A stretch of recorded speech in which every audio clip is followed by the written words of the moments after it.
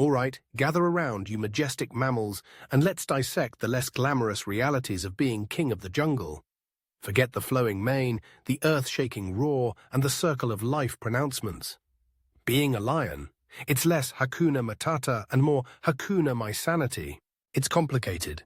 And by complicated, I mean it's mostly sleeping, hunting, when we're not sleeping, and navigating family dynamics that would make a therapist consider early retirement. First, the mane. Majestic, absolutely. Practical, not even a little bit. It's a giant furry furnace in the scorching African sun. Imagine wearing a woolly mammoth on your head in the Sahara. Not fun. And the grooming? Don't even get me started. We spend half our lives trying to keep it looking regal, and the other half trying to evict the various squatters, burrs, ticks, the occasional lost baby bird. It's less king of the jungle and more king of the comb-over, and those little birds that preen it. They're less like helpful assistants and more like feathered paparazzi, constantly gossiping about our shedding and bad hair days. Did you know a male lion's mane gets darker as he gets older? A sign of testosterone and good genes. It's like nature's dating profile. Then there's the roar. Yeah, it's impressive. It's designed to intimidate rivals and announce our presence, but mostly it just makes our throats scratchy. And it's not always a perfectly controlled symphony of sound. Sometimes it comes out as a squeak, which is less king of the jungle and more kitten with a sore throat. It's especially mortifying when you're trying to woo a lioness. Imagine trying to impress her with a squeaky roar. It's like serenading her with a broken kazoo. Lions have a specialized vocal fold in their larynx that allows them to produce these powerful roars. It's a biological marvel, but it doesn't prevent embarrassing squeaks. And the hunting? Don't let those nature documentaries fool you. It's not all dramatic chases and slow-motion takedowns. Most of the time, it's hours of strategic napping, punctuated by brief bursts of intense effort. We're ambush predators. Think of it as a really, really long game of hide-and-seek, except the hider is trying to eat the seeker. And the worst part, the females do the lion's share, pun intended, of the hunting. We just show up at the end to claim the spoils and the biggest chunk of meat. It's a pretty sweet deal, if you can get away with it. But it also means we have to endure their post-hunt complaints. You could have at least pretended to help, they sigh. Yeah, I was busy. Contemplating the existential nature of gazelle. Speaking of the lionesses, pride life is complicated. Imagine living with a dozen or more of your closest relatives, all of whom have strong opinions about everything. Who gets the prime napping spot? Who gets to lead the hunt? Who used up all the wildebeest? It's like a never-ending family reunion, except instead of passive-aggressive comments, we settle our disputes with roaring, biting, and the occasional full-on brawl. It's exhausting. And the drama. Don't even.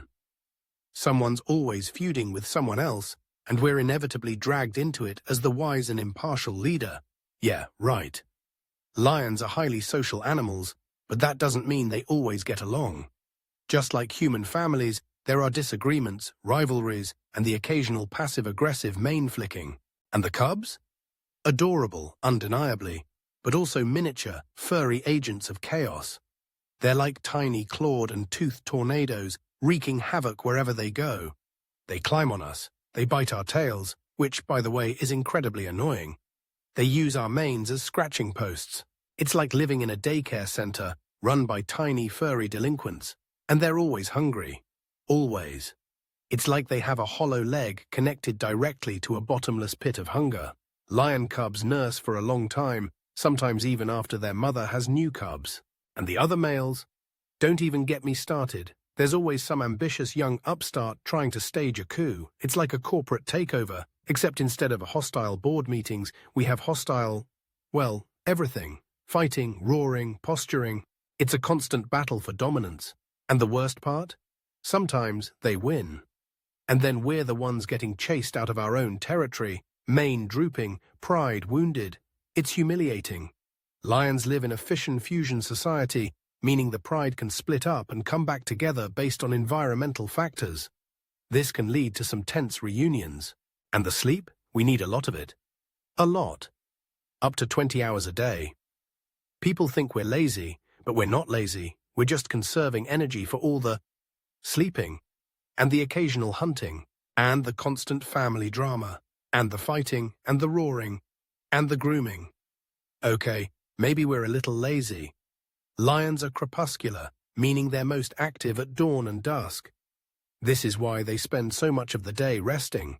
And the reputation? Everyone thinks we're so majestic and powerful.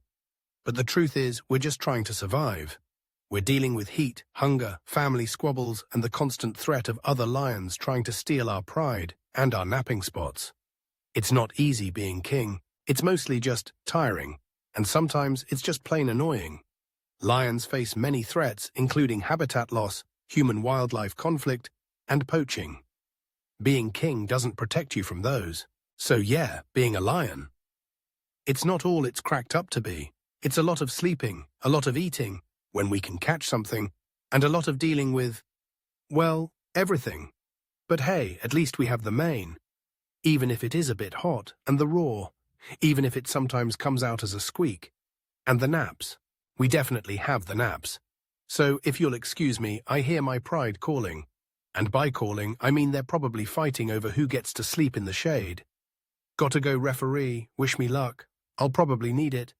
And maybe a nap afterwards. Or maybe several naps. A pride of lions can consume up to 90 pounds of meat in a single feeding. That's a lot of food and a lot of napping to digest it.